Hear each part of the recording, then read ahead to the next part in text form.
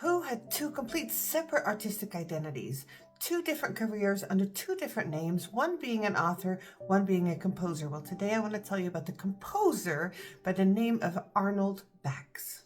Arnold Bax was born in 1883 in London to a wealthy, upper-middle-class family. His father was a successful barrister, and he grew up in enormous privilege, and this mattered. This mattered a lot because he never had to work to support himself. And so he was free from institutional pressures or expectations, and he could devote himself completely to art. As a teenager, he was dabbling in composition and he showed some promise. So after primary school, he went to the Royal Academy of Music and he got a solid, decent, good education in composition. As a young man, he discovered Irish literature, specifically the poetry of W.B. Yeats, and he fell in love with that. And through this poetry, he wanted to explore Ireland, and he went to Ireland and fell in love with Ireland. So much so that Ireland became his spiritual homeland. It was a source of myth, melancholy, and longing. It was a lens through which he saw the world from then on. He wasn't Irish through birth. Remember, he was born in London, but he felt like in his soul that there was a piece of him that was Irish. Then on, he traveled to Ireland frequently, repeatedly, and he became immersed in the Irish landscape, but also in the politics and the cultural identity. And he sympathized deeply with this Irish nationalism, and this caused a bit of a problem. He felt emotionally isolated from the English society because he understood the cause of the Irish. It was during this time that Bax developed two different artistic personalities. So one was himself, Arnold Bax, the composer, but now he also had a pseudonym, Dermot O'Byrne, and I'm sure I'm mispronouncing that, but that was the writer, the author, the poet. His poems and short stories were often dark, they were mystical, and they were emotionally intense. You would think, wow, this guy's so busy writing and traveling all over, but he never stopped composing. He wrote all kinds of pieces. He wrote chamber music, he wrote 7 symphonies, he wrote symphonic poems, and his music is beautiful and lovely. He struggled a bit because there was new music coming up, modernism, and he did not want to write that. So he wasn't as relevant as other composers during his time. Despite his wealth, he never owned a home. And this is definitely part of who he is. He did not want to settle anywhere. He would live sometimes in a rented home. He would live in hotels. He would stay with friends, but he didn't want to put roots down anywhere. Definitely avoided permanence. He avoided responsibility. He avoided domestic stability, and this was mirrored in his music as well. You can hear the restlessness, the searching, the trying to find a stability somewhere, but it's just not there for him.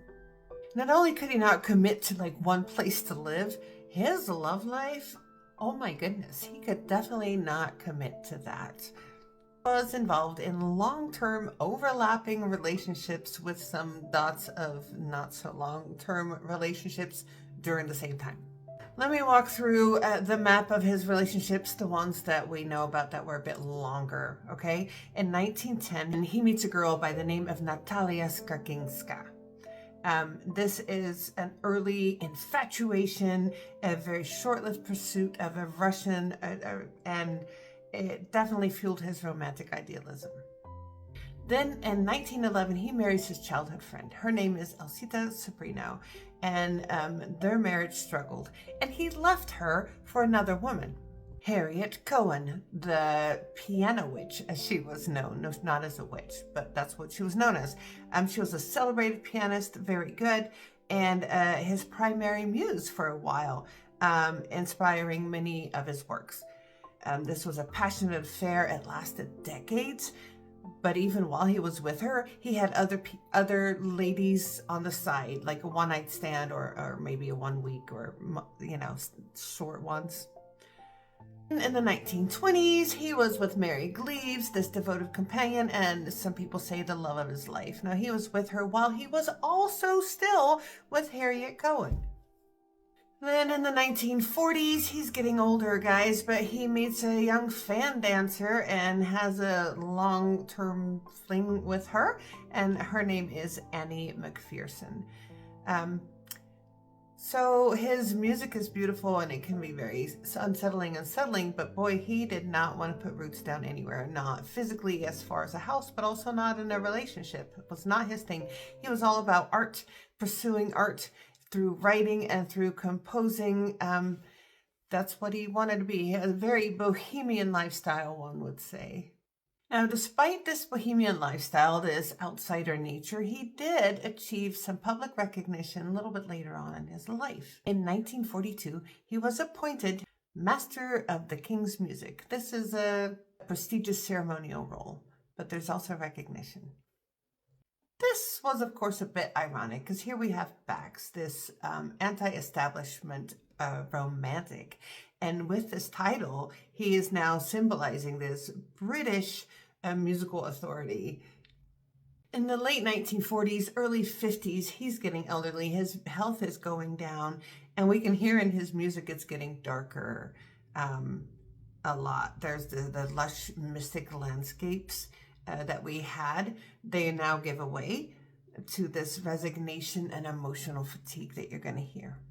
In 1953, at the age of 69, he passed away in Cork, which was very fitting for someone who always felt that they were spiritually Irish. Remembered as an artist who chose freedom in every way over stability. He is also known as one of England's greatest romantic symphonists and a composer who definitely resisted modernism and stuck to what he loved and what he wanted. If you haven't heard of him, or even if you have, go listen to some Arnold Bax.